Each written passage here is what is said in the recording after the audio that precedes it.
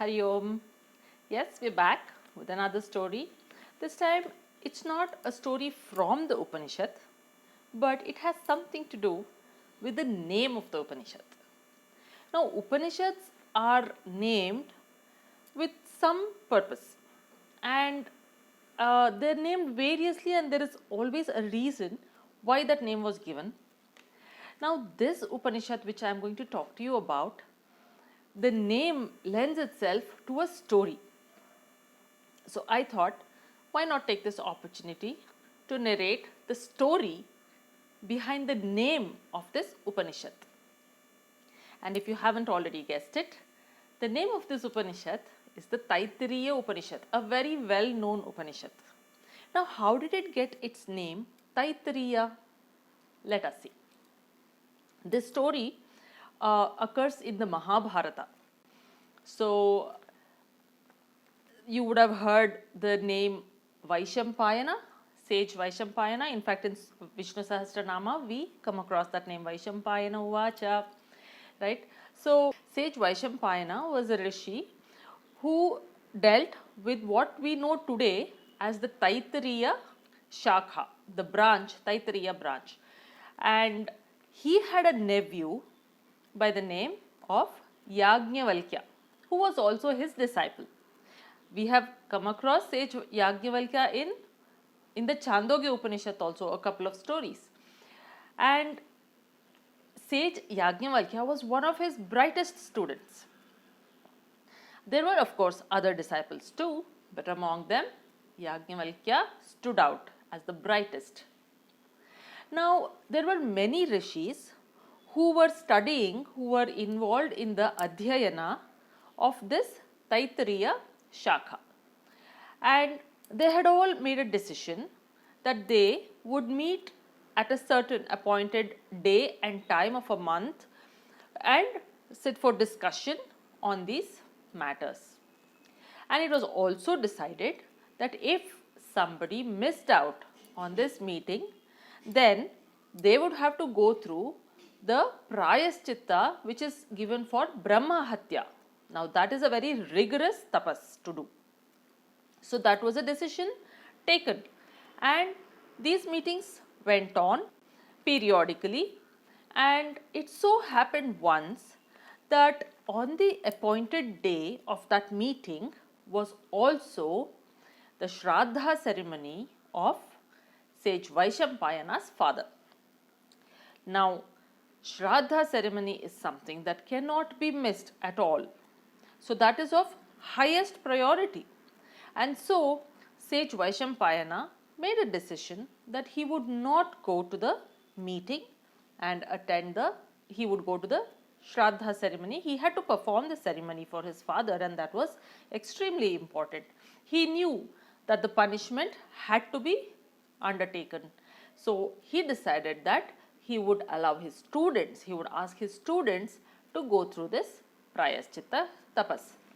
Now, when this decision was taken, sage Yajnavalkya, he said, but hey Guru, the disciples are not strong enough yet to do this rigorous Prayaschitta tapas. So, I would like to suggest to you that I would like to take it up completely on my own. I will do this tapas. Now, the Guru, sage Vaishampayana, said, no, don't try doing all that. It is not right.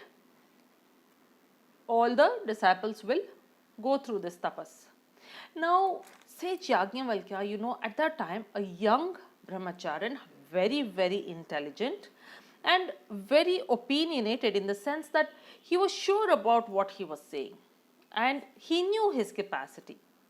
But he went on and on and on arguing with the Guru.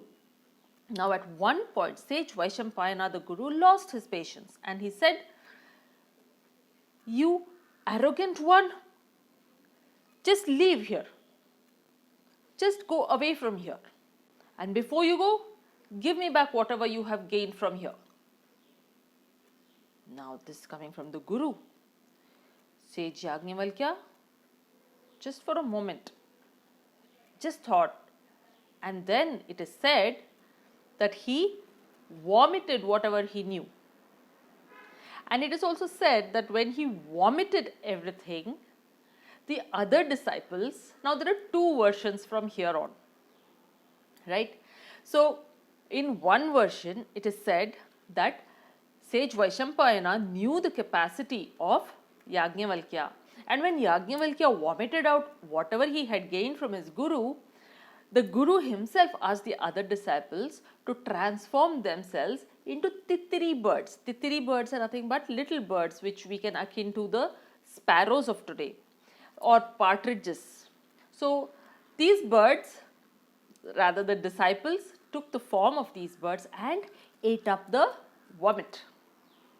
The other version says that when the guru asked Yajnavalkya to do this and sage Yajnavalkya actually vomited it all out, it is said that the disciples themselves who knew about Yajnavalkya's capacity, not just to understand but to also give that knowledge to another. So they knew his capacity, how well he had assimilated, and he was able to give it to others. And so they on their own, they transformed themselves into these little birds, the Tittiribirds, and they went and consumed all that vomit. Now if you think about it, this must be figurative, because what sage Yajnavalkya had received from his guru was in the form of knowledge, and we all understand that you cannot physically vomit out a knowledge. So obviously this must be the figurative usage. Now it doesn't matter to us which version is right.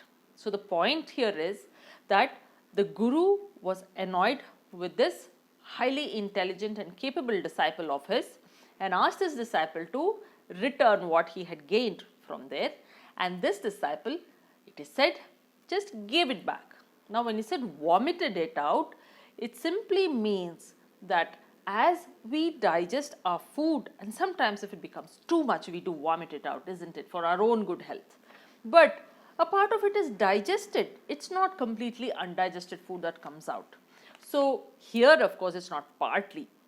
Sage Yajnavalkya was highly intelligent and a very good student. So he had received the knowledge as it should be received. He had also reflected and assimilated this knowledge, and when he gave it back, it was simply in a form that was easy for the other disciples to grasp and understand for themselves. So this is all this symbolic aspect of vomiting out the knowledge and the disciples becoming small birds and eating it up.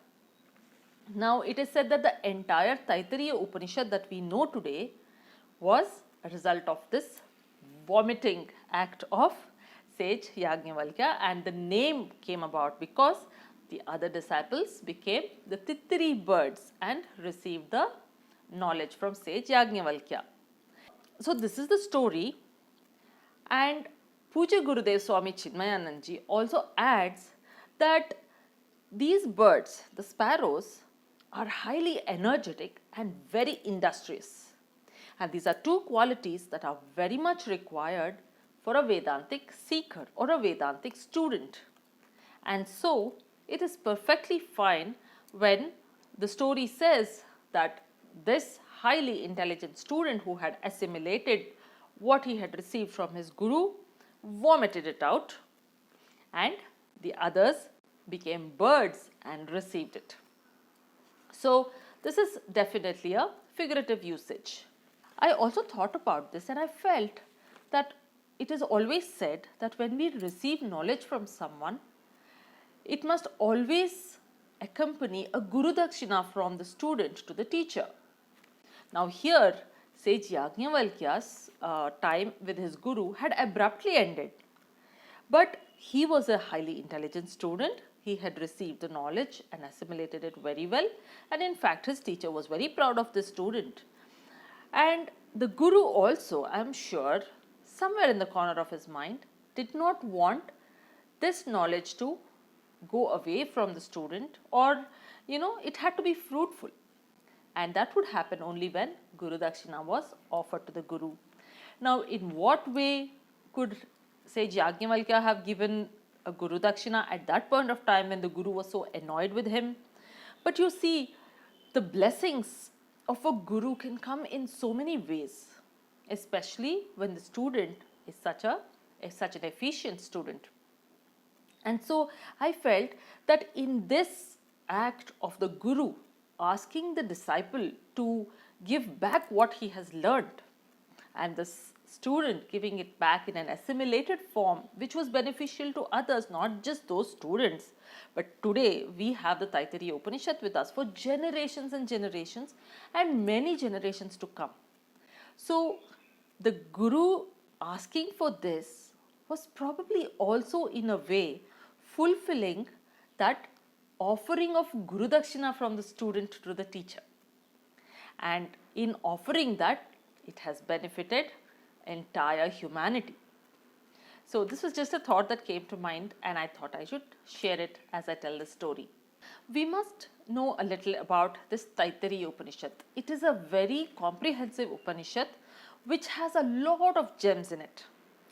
The convocation address, which is hidden as one of the gems in this, is quite famously known to people, and it has some of these well-known lines such as Satyam Vada, Dharmam Chara, Swadhyayan Ma Pramadaha.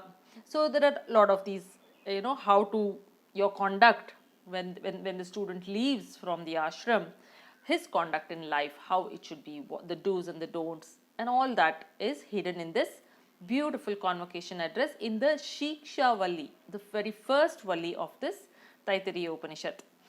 And this also has the pointers to the highest which every Upanishad deals with, because the Upanishads are there only to tell us that I am not this limited entity, but I am indeed the infinite Brahman itself. And so in that direction, this Upanishad has direct pointers such as Satyam Jnanam Anantam Brahma. So it points out Satyam Brahma, Jnanam Brahma, Anantam Brahma. So these are direct pointers. Now the rishis, did not give simply the highest. How do you reach that highest? So this Upanishad also has certain prakriyas or ways of reflecting, ways of thinking. In technical terms, if you want to say, how to do your manana, how to reflect upon these high concepts hidden in the Upanishad. So for that, the Upanishad also offers Pancha Kosha Viveka, that is the 5 sheets that we have, and how to go one behind as in transcend each kosha and come to the understanding that I am indeed that infinite Brahman alone. So it has the practical applications to the theoretical concepts mentioned in the very same Upanishad. So it's a beautiful, comprehensive Upanishad, and you can hear the chantings from this Upanishad in many places. It could be Shraddha ceremony, it could be a convocation address, it could be, of course, in the halls of Upanishad discourses. So this is a very well-known Upanishad, the Taittireeya Upanishad. And what is most striking in the story behind the name of this Upanishad is the importance of the sincerity of a seeker, and that, when it is also accompanied with high intelligence and capacity, then even if it's due to the annoyance of a guru, but the benefit to mankind is never compromised from such a student. We see how the result of that annoyance, even though annoyance is not good, even though we feel, oh, how could sage Yajnavalkya be so rude to his teacher? So whatever had happened at that point of time, the teacher knew the capacity, and he knew that this would be beneficial to entire humanity, entire mankind, and so it was preserved. And today we have this Taittireeya Upanishad. In fact, sage Yajnavalkya goes ahead, after he leaves sage Vaishampayana's ashram, he does the Surya Upasana, and he gets the higher knowledge, further knowledge from directly from Surya Bhagavan himself. And it is said elsewhere that in fact sage Vaishampayana met this disciple sage Yajnavalkya much later and actually sat and heard from him the knowledge that he had gained from Surya Bhagavan. So even though that momentary whatever might have happened, it is always knowledge that prevails, and the transfer can happen from anybody to anybody in whatever circumstance. As we see in this story, it was one student giving it to the other students, and the context was an annoyance. So there's a lot of takeaway from this story, and I completely enjoyed compiling, collating the information because it was scattered, and thinking about it, I had lots of takeaways, and I'm sure you all as listeners also will find your own set of takeaways. And I am very happy to have shared this story with you all. Until we meet again for another Upanishadic story, Hari Om.